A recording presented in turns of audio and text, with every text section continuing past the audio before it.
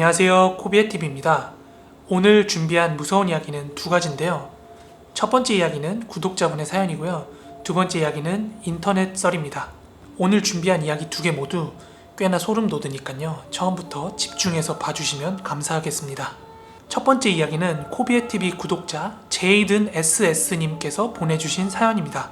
그럼 오늘도 1인칭 시점으로 이야기 바로 시작하도록 하겠습니다. 지금 말씀드릴 이 이야기는 제가 약 7년 전에 친구의 삼촌으로부터 들은 이야기인데요. 편하게 삼촌이라고 하겠습니다. 삼촌 친구분 중에서 굉장히 성격 좋기로 유명한 친구가 한 분 계셨대요. 워낙 성격도 밝고 착하셔가지고 주변 사람들도 많이 잘 챙겨줬대요. 그러다 보니까 인성 하나만큼은 주변에서 진짜 엄지를 치켜들 정도로 그렇게 좋은 분이셨다고 합니다. 그런데 친구분의 그 좋은 성격이 약점이 되기도 했던 것 같아요. 이 친구분께서 사업을 굉장히 크게 벌리셨는데 돈 때문에 접근한 양아치 사기꾼들한테 사기도 당하고, 그러다 보니까 사업도 잘 안 풀리고 결국에는 사업이 굉장히 크게 실패를 했다고 합니다. 사업을 하다가 그냥 본전만 날린 거면 스스로 극복하려고 일어서려고 시도라도 해봤을 텐데 이 사업 실패의 데미지가 워낙 컸다고 합니다.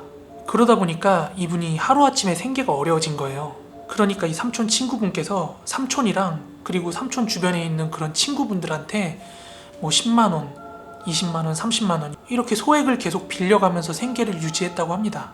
그렇지만 삼촌도 그렇고 주변에 있는 사람들도 그렇고 그분의 인성을 워낙 잘 알던 사람들이잖아요. 그 친구분께서 돈을 빌려달라고 말하기까지 얼마나 많은 고민을 하다가 말을 꺼냈을까, 그런 걸 대충 짐작을 하고 있었기 때문에 그분한테 돈을 빌려주면서도 뭐 갚으라고 재촉을 한다든지 언제까지 갚아라 그런 얘기 안 하고 정말 다들 선심 쓰고 도와주듯이 그냥 그 돈을 줬다고 합니다.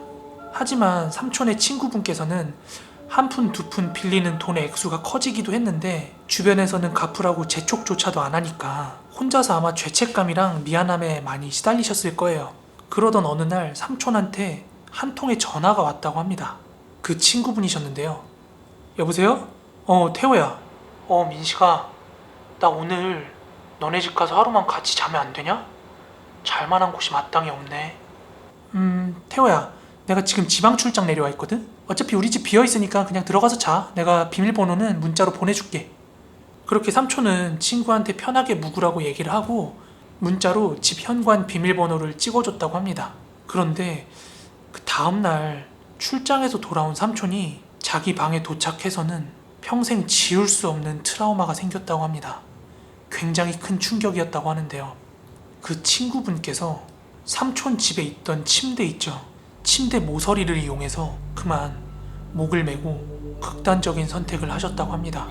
그 옆에는 대충 찢어진 종이 위로 적혀진 한 통의 편지이자 유서가 적혀 있었다고 하는데요. 민식아, 하루하루 너를 비롯한 친구들 그리고 내 주변 사람 모두한테 죄책감이 너무 커서 견딜 수가 없었어. 너네 집에서 이런 선택을 해서 미안해.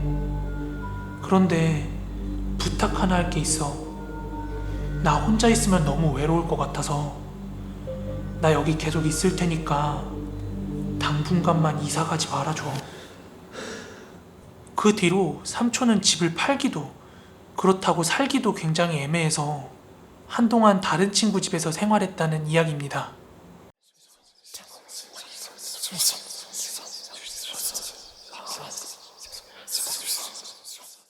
저도 살면서 굉장히 무서운 이야기 많이 찾아서 보고 듣기도 많이 했지만요, 이것처럼 소름 돋는 이야기는 처음이었습니다. 네, 첫 번째 사연은 여기까지입니다. 그럼 이어서 두 번째 이야기 시작하도록 하겠습니다. 마찬가지로 1인칭 시점으로 이야기를 할게요.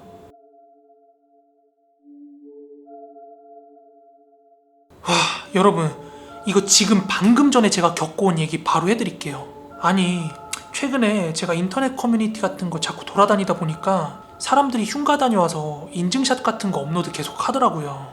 그러다 보니까 저도 인증샷 올리고 싶고 흉가 한번 가보고 싶은 거예요. 그런데 또 마침 저희 집에서 멀지 않은 곳에 소문이 굉장히 흉흉하게 난 흉가가 하나 있거든요. 그 흉가 사이즈가 좀 크거든요. 예전에 부모님께 그 흉가에 대해서 여쭌 적이 있었거든요.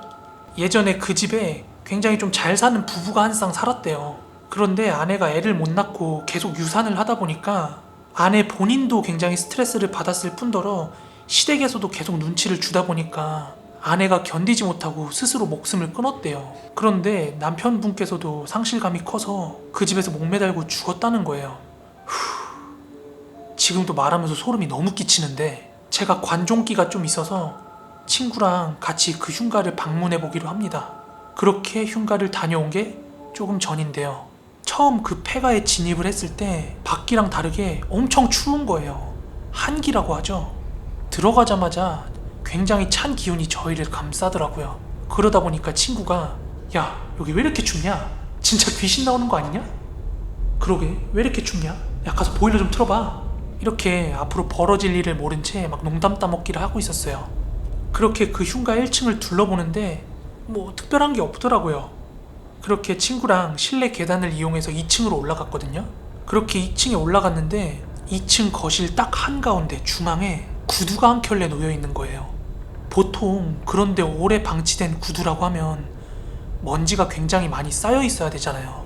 아니면 뭐 때가 타 있다든지. 그런데 후레쉬를 비치고 가까이 가봤는데 먼지도 하나도 안 쌓여 있고 굉장히 구두가 깨끗한 거예요. 그래서 저랑 친구는 여기 혹시 노숙자가 있나? 이렇게 생각을 했어요. 그때부터였습니다. 저희한테 이상한 일이 생긴 게요. 저랑 그 친구는 이 구두 분명히 노숙자 거다, 이렇게 합리화를 하면서 2층 이곳저곳을 둘러보고 있었어요. 그런데 다른 방문들은 다 열려 있는데 안방으로 보이는 곳 문 하나만 닫혀 있는 거예요. 그렇게 저는 그 침실로 보이는 곳 문을 열려고 문고리를 잡고 돌렸는데 문고리가 녹이 슬어서 그런 건지 뭔지 잘 안 열리는 거예요, 문이. 그래서 그 문을 힘차게 발로 한번 찼어요. 와, 그런데 진짜 너무 섬뜩하게도 그 방 안 천장에 올가미가 하나 걸려 있는 거예요. 거기서 엄마가 말해준 그 흉가의 사연이 떠오르는 거예요. 그런데 더 웃긴 건 보통 그런 사건 사고가 일어나고 나면 그런 거 다 수거해 가잖아요. 그런데 사람이 목맨 그 올가미가 그 자리에 그대로 있는 거예요. 그렇게 친구랑 방으로 슬쩍 들어가서 천장을 보고 관찰을 했는데 분명히 사람이 목맨 그런 올가미가 맞아요.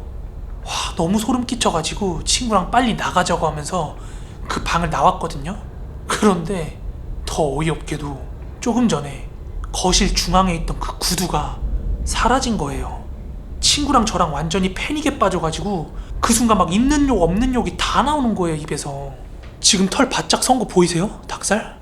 와, 그렇게 친구랑 불이 나게 도망치듯이 2층에서 1층으로 내려왔는데요. 저희가 1층에 도착한 순간 쾅 하면서 문 닫히는 소리가 2층에서 나는 거예요. 거기서 한 번 더 미친 듯이 놀라가지고 집 밖으로 그냥 막 무작정 뛰었어요. 그렇게 그 흉가 집 마당에 나와가지고 숨을 헐떡거리고 있었거든요. 마음을 진정시키고 있었어요. 그렇게 마당에 나온 저희는 이거 진짜 귀신이야 아니면 노숙자야 뭐 이렇게 생각을 하다가 그렇게 무심결에 후레쉬로 저희가 아까 올가미를 봤던 방 창문을 비췄거든요. 그런데 거기에 목매단 남자의 실루엣이 보이는 거예요. 정말로 객기 부린다고 거기 더 있다가는 둘 다 정신병 걸릴 것 같아서 같이 허겁지겁 뛰어가지고 동네로 왔어요. 그렇게 조금 전에 친구는 집으로 돌아가고 저도 집으로 돌아온 거거든요. 아, 진짜 태어나서 그렇게 쫄아본 거 처음이었어요.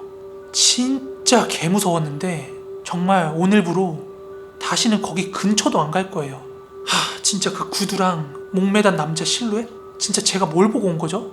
네, 두 번째 이야기는 여기까지입니다. 자, 어떻게 오늘 두 가지 이야기 모두 무서우셨나요? 무서우면서도 조금 안타까운 사연이죠.